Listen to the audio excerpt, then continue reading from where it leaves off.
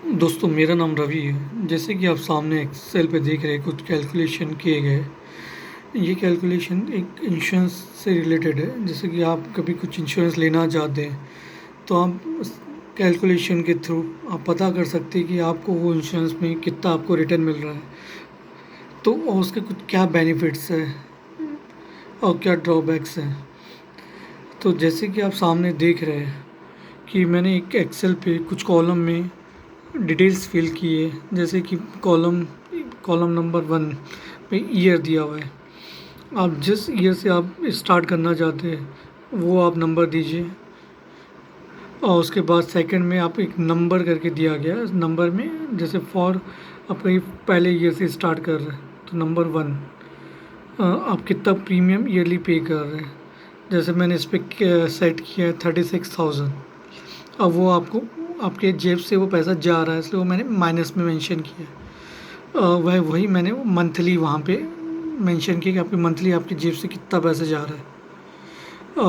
सामने उसके नेक्स्ट मैंने कुछ उसके ड्रॉबैक हाईलाइट किए। तो जैसे कि आप ये कैलकुलेशन 25 ईयर्स का दिया गया है। जैसे कि आपकी जेब से 36,000 जा रहा है फर्स्ट ईयर में, और ये आपको कंटिन्यू 2021 से लेकर 2021 से लेकर 2045 तक जा रहा है। ये टोटल 25 ईयर का कैलकुलेशन है। इसमें आप अगर देखेंगे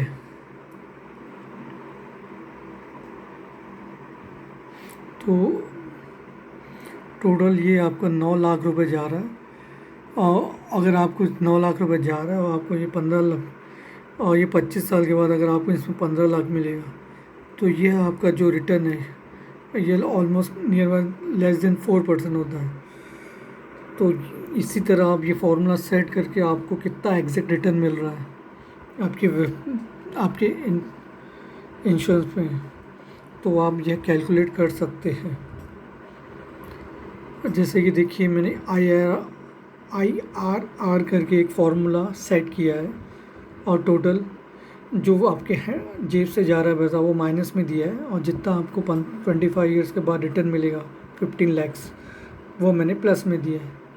और इस फार्मूले के थ्रू आपका रिटर्न में आ रहा है 4%, मतलब लेस देन 4%। तो इस तरह आप अपनी किसी भी इंश्योरेंस कंपनी का आप एक अच्छे से कैलकुलेट, आप एक अच्छे से आपका जितना आपको पैसा रिटर्न आने वाला है कितने साल के बाद वो आप जान सकते हैं।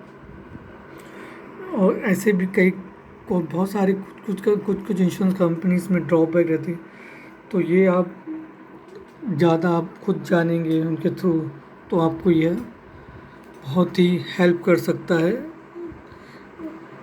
जैसे कि किसी भी कोई मोस्टली इंश्योरेंस कंपनी 3 ईयर का लॉगिन पीरियड रहता है, तो आप 3 साल तक पैसा नहीं विड्रॉ कर सकते।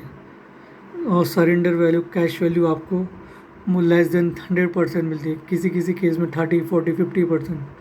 मतलब आप अपनी हार्ड मनी अगर आप दे रहे हैं तो आपको 1 साल में कभी कुछ इमरजेंसी के हुआ तो आप उतना पैसा आप नहीं ले पाते हैं।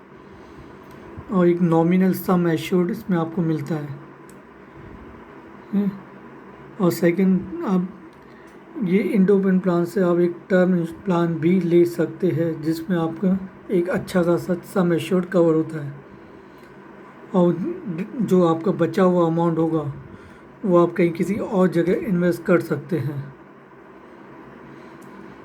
यहीं पे मैं आपसे आज्ञा लूँगा, और अगर और आपके कुछ सजेशन हो तो मुझे कमेंट कीजिए, और मैं कोशिश करूँगा उसे रिज़ॉल्व करने की।